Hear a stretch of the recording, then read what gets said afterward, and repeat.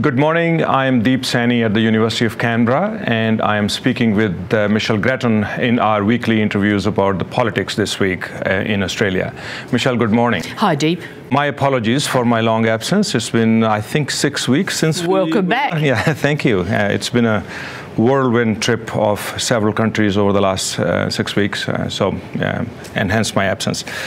But happy to come back and again to discover that politics in Australia is never dull. You know, the Parliament is supposedly on midwinter break, but it's anything but break. The intrigue continues, and the hottest issue, I think, this past week or so was Emma Husar, and culminating in her decision to not run in the next election from her Sydney seat of Lindsay. From personal perspective, she's truly fallen her own sword, but it has implications.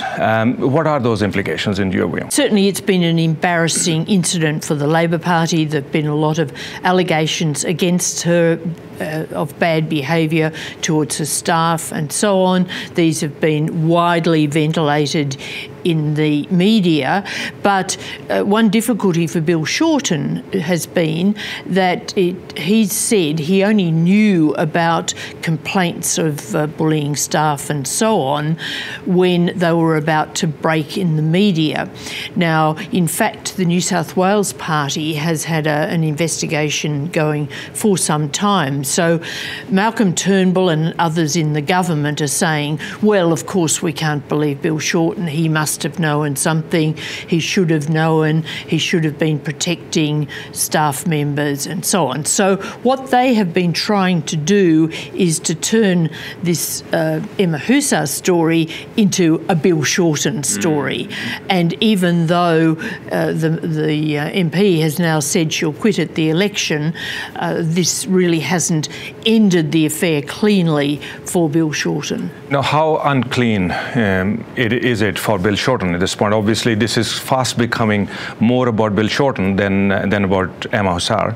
And there is, of course, the issue of public perception. What is public going to buy? That's an interesting question, I think, because what the government wants the public to buy about Bill Shorten in all this is its allegation that he doesn't tell the truth.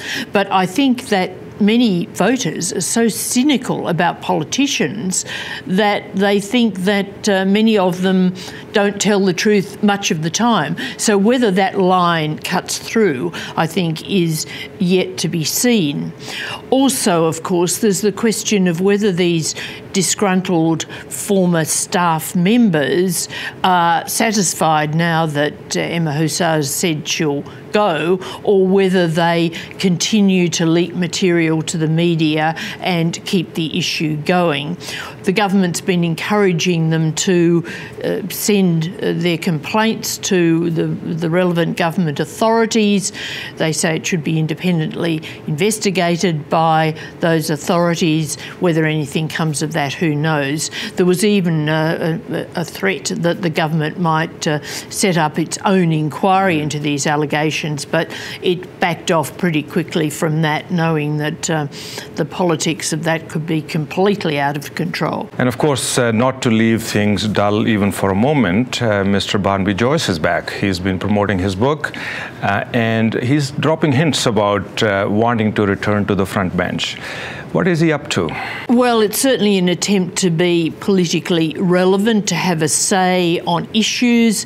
He's always been outspoken throughout his career, and just because he's on the backbench doesn't mean that he's going to go quiet. So he's, of course, had a big round of interviews this week about the book, which reprises his personal story and his fall from being Deputy Prime Minister and leader of the Nationals, as well as canvassing some policy issues and talking about being on the campaign trail and so on. He did say in an interview that I did with him that, yes, he'd like to be back on the front bench after the election. There's been speculation even that he could one day return as leader.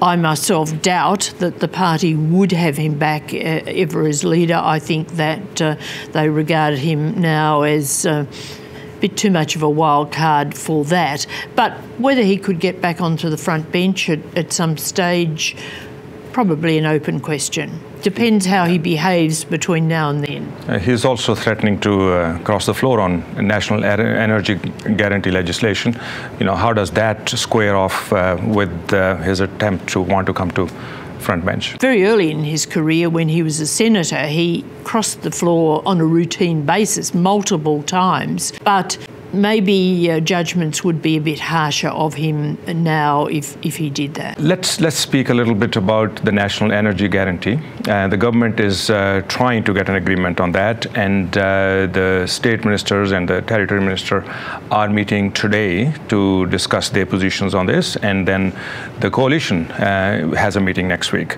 We are in the midst of intense discussions on this issue, so we are not going to know what is resolved eventually, but what is at stake in this particular debate? A great deal is at stake, because we've had uncertainty about energy policy now for a decade, all sorts of chopping and changing. It's been highly contested politically. What is needed now is certainty and predictability for investment, because if you don't have that, you just won't get the investment and energy prices will continue to skyrocket. So it's high stakes, but there are a whole lot of political interests involved and they're conflicting.